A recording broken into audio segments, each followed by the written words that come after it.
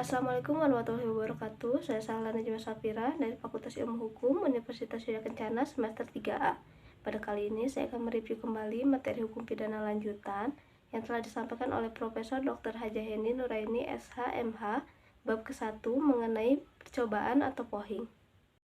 Pengertian atau definisi tentang percobaan tindak pidana tidak diatur dalam KUHP, tetapi dalam KUHP hanya ada batasan yang menentukan syarat-syaratnya saja, yaitu pasal 53 dan pasal 54 KUHP.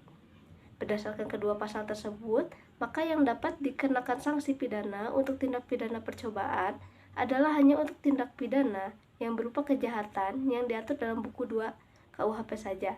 Sedangkan untuk pelanggaran yang diatur dalam buku 3 tidak dapat dikenakan sanksi.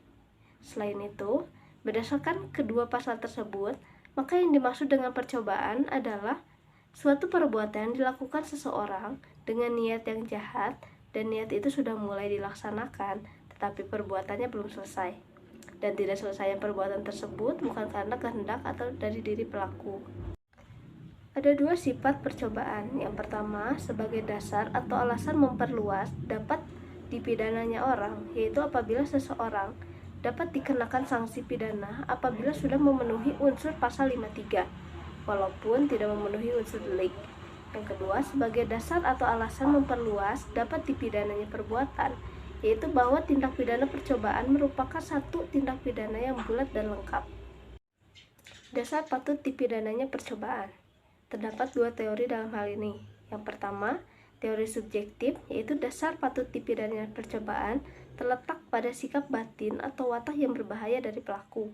Yang kedua, teori objektif, yaitu dasar patut dipidananya percobaan terletak pada sifat berbahaya perbuatan yang dilakukan. Pada teori juga terdiri dari dua, yaitu teori objektif formil, yang berarti perbuatan itu dianggap berbahaya terhadap tata hukum.